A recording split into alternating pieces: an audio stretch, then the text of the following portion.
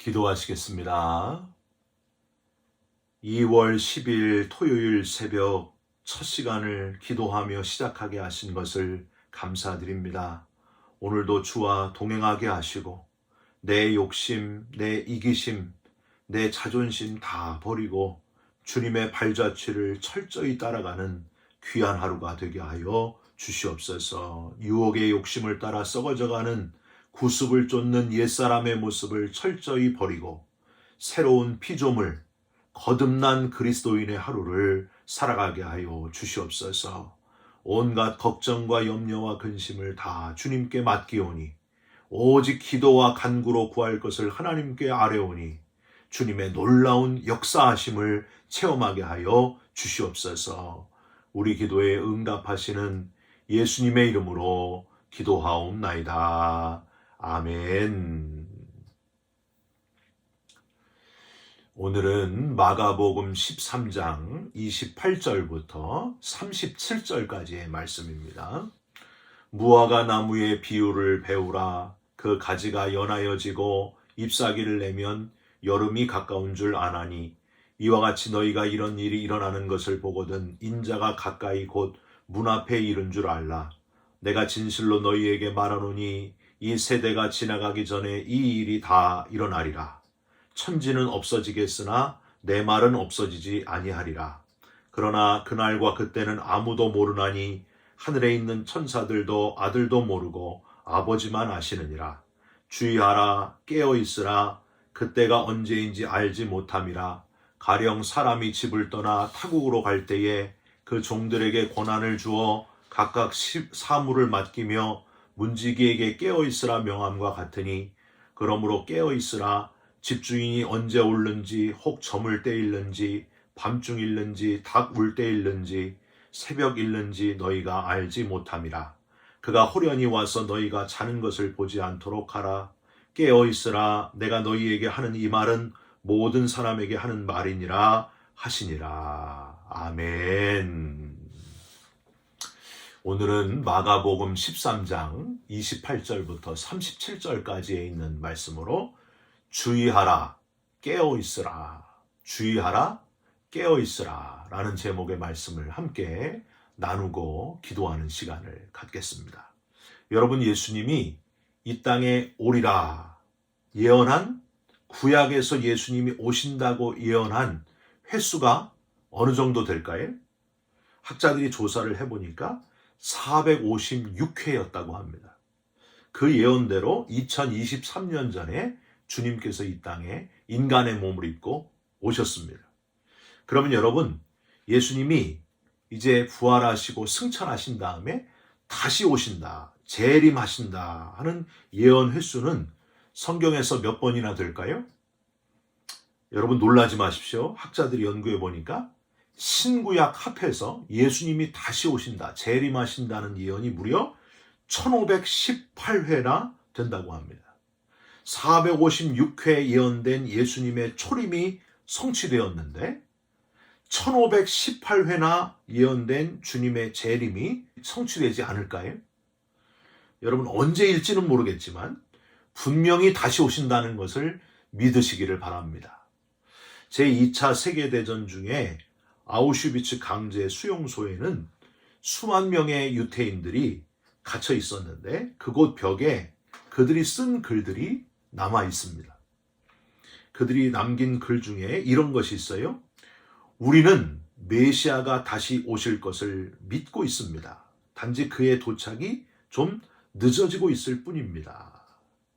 좀 늦어지고 있는 주님의 다시 오심에 대한 소망, 종말에 대한 간절한 기다림과 소망, 그 소망을 놓치지 않는, 그 긴장감을 늦추지 않는 저와 여러분들이 되시기를 주님의 이름으로 부탁드립니다. 여러분, 이런 이야기를 들어보셨습니까? 어떤 목사님은 콩고물만 자꾸 먹여서 성도들을 배탈나게 하는데 올바른 길 가는 목사님은 복음의 핵심을 정확하게 전하신다. 그래서 우리를 긴장하게 하신다 하는 겁니다. 여러분, 무슨 말일까요? 목회자가 성도들의 영혼이 건강하게 되도록 영혼의 영양소가 골고루 섭취되도록 중요한 생명의 떡을 골고루 공급을 해야 되는데, 중요한 말씀은 전하지 않고 성도들이 싫어할까봐 그저 성도들 귀에 듣기 좋은 것, 부수적인 것, 세상적인 이야기만 많이 말해가지고 영적으로 탈락해 하는 그런 목회자들이 있다고 하는 거예요. 여러분, 복음 중에 핵심 중에 중요한 것 하나가 바로 예수님의 재림 아닙니까? 다시 오신다. 예수님을 믿는다고 하면서 예수님의 재림을 믿지 않는다고 한다면 구원받는 사람이라고 보기가 어려운데, 재림에 대한 설교는 영혼의 맥박을 높이기도 하고 낮추기도 한다 하는 걸 여러분 아십니까? 재림 설교만 밤낮 계속을 하면 영적으로 고혈압에 걸려가지고 잘못되기 쉽고, 재림 설교를 너무 안 하면 영혼이 저혈압이 되어가지고 역시 잘못되기 쉽다. 그런 말이 있습니다.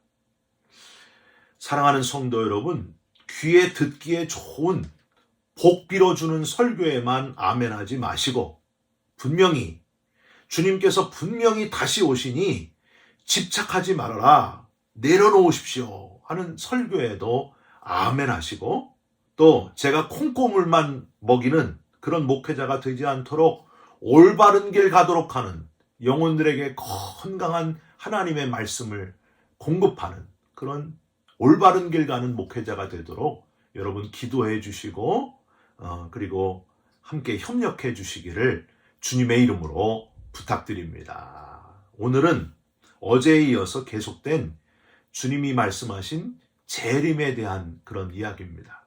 예루살렘이 멸망하는 모습을 보고 주님이 오실 때도 그러하리라, 아니 그보다 더하리라 하는 말씀을 주님이 표현하고 있습니다.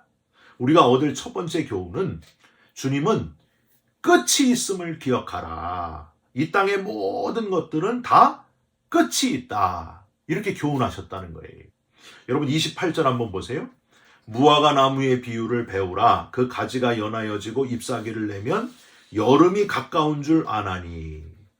우선 당장 눈앞에 보이는 자연의 이치 속에서 세상의 것들의 마지막을 봐야 된다. 그렇게 말씀을 하십니다.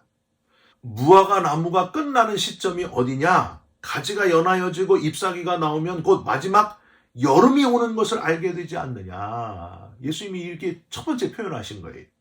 여러분, 한국이나 우리가 사는 미국에는 마지막 계절이 언제예요? 봄, 여름, 가을, 겨울. 겨울로 끝나지 않습니까? 그런데 이스라엘의 계절은 좀 달라요. 이스라엘의 계절은 여름에 한 해가 끝난다고 하는 거예요. 가을에 시작해서 가을, 겨울, 봄, 여름에 끝난다고 하는 거예요. 언어적으로도 그렇습니다. 여러분, 생명의 삶 66쪽 왼쪽 밑에 보면은 이 설명이 나와요. 히브리어로 여름은 카이츠라고 하는데 끝이란 단어가 캐츠다. 그래서 단어가 비슷하다.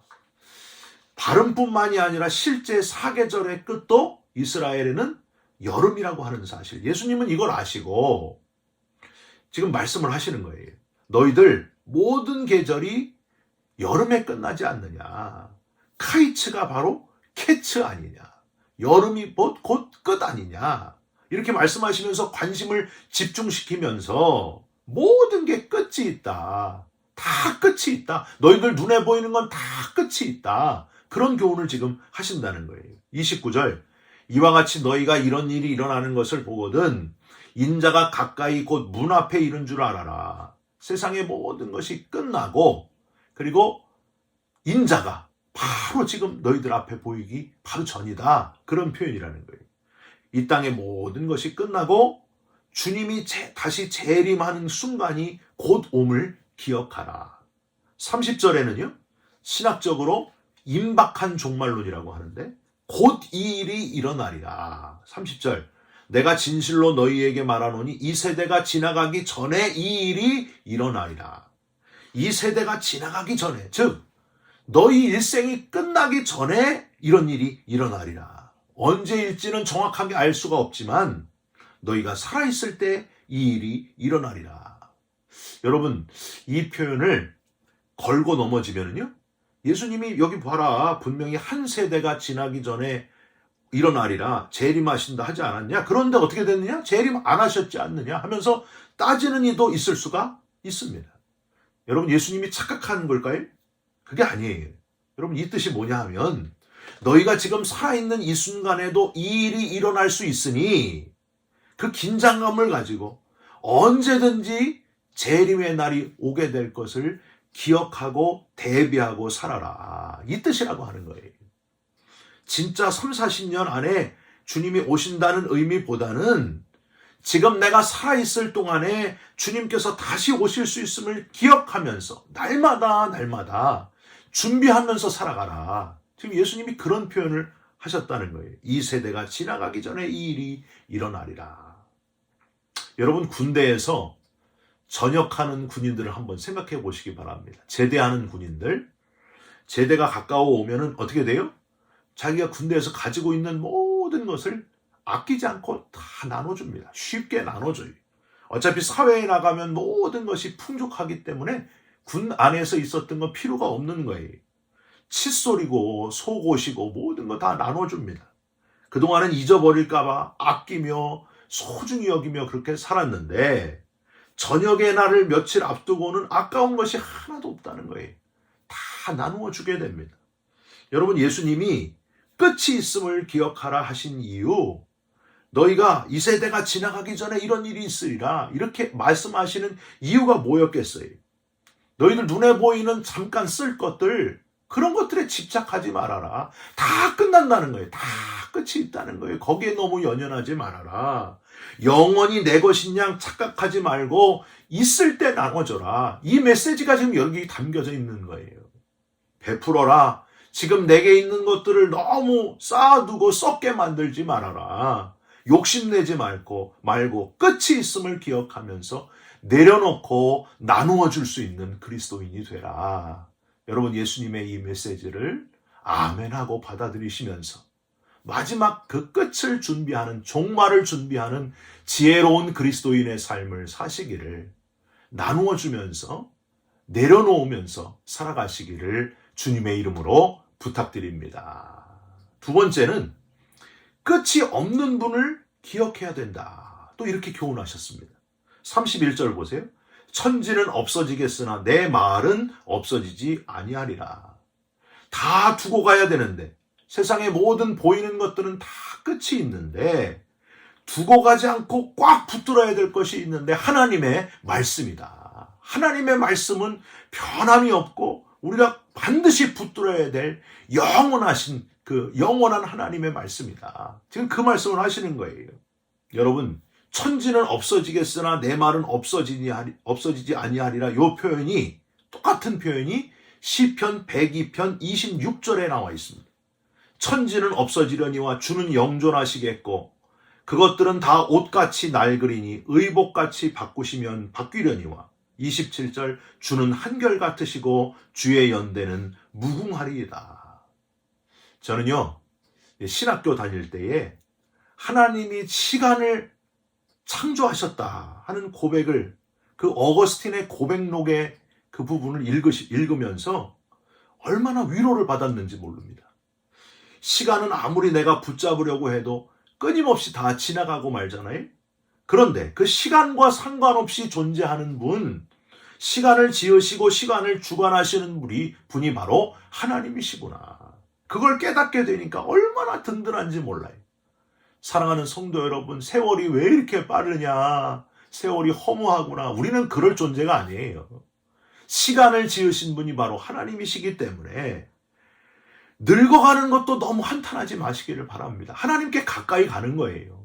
시간이 빨리 흘러가는 속에서 하나님께 점점 더 가까이 나아갑니다. 귀도 안 들리고 눈도 잘 안 보이고 그러셔도 너무 낙심하실 필요가 없어요. 이제 세상의 것 듣지 말라는 거예요. 하나님의 음성만 들으라는 거예요. 눈 잘 안 보여요. 세상의 것 너무 그렇게 보고 그것 때문에 걱정하고 염려하지 말아라. 하나님만 바라보고 살아라. 그래서 눈도 잘 안 보이고 귀도 잘 안 들리고 그렇게 되는 거예요. 여러분, 소망을 잃지 마시고 가족 중에 너무 일찍 세상을 떠나시는 분들 때문에 괴로워하시는 분들도 있을 거예요. 여러분, 그렇게 괴로워하지 마시길 바랍니다. 천지가 없어져도 없어지지 않으시는 시간의 창조자 하나님 품에 사랑하는 가족이 안기셨다 하는 사실을 여러분 기억하시고, 저와 여러분도 곧 조금 있으면 그 품에 안겨서 사랑하는 먼저 보낸 가족과 만나서 이 땅의 일들을 추억하고 서로 나누게 될 날이 오게 될 것입니다.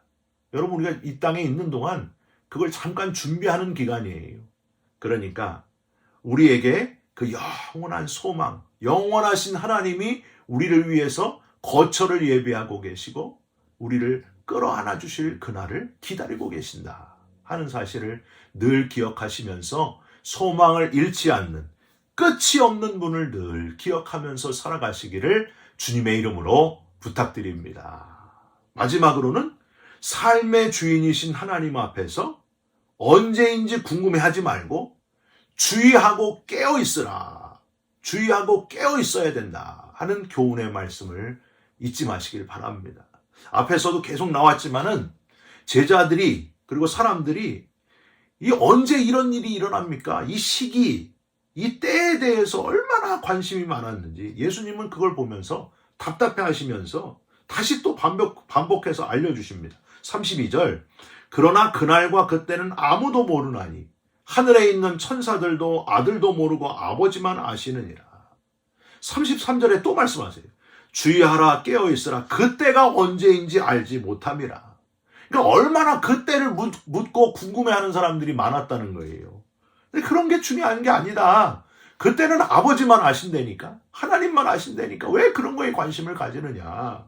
시간을 주관하시는 분이 바로 하나님이신데 시간을 주관하시는 하나님은 보지 못하고 시간을 가리키는 시계만 보고 있으니 예수님은 너무나 안타까워하면서 말씀하시고 또 지금 반복해서 말씀하시고 계십니다.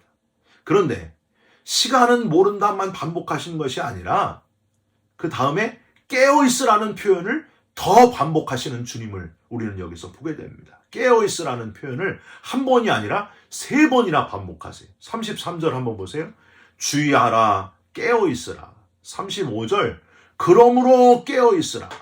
마지막 37절, 깨어있으라. 여러분 뭘까요? 이게 가장 중요하다는 거예요. 항상 예민하게 깨어있어야 집주인이 오실 때에, 우리 인생의 주인이 오실 때에 그분을 만날 수 있다. 잠들어 있지 않고. 36절, 그가 호련히 와서 너희가 자는 것을 보지 않도록 하라.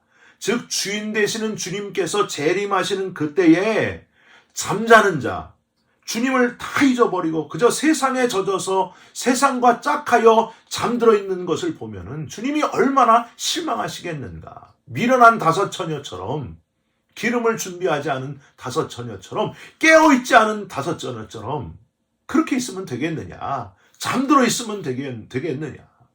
세상에 속하였으나 세상에 속하지 않은 자로, 준비하는 자로 살아가라. 돌아갈 내 고향에 들어갈 그곳을 준비해라. 이렇게 교훈하시는 주님이셨다고 하는 사실. 여러분, 지금 저와 여러분이 혹시 세상과 짝하여 잠들어 있는 그런 사람이 아닌가, 자기 자신을 점검하시기 바랍니다.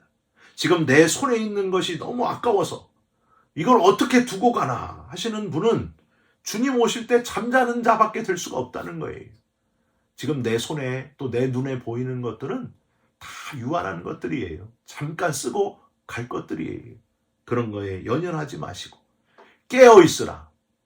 그러므로 깨어있으라. 주의하고 깨어있으라. 반복해서 말씀하시고 강조하시는 주님의 음성을 듣고 영적으로 예민하게 깨어있는 그리스도인, 그래서 주님이 우리를 데리러 오실 때에 기쁨으로 주님을 맞이하게 되는 준비된 그리스도인, 종말의 때를 준비하면서 살아가는 그리스도인이 되시기를 예수님의 이름으로 축원드립니다. 기도하겠습니다.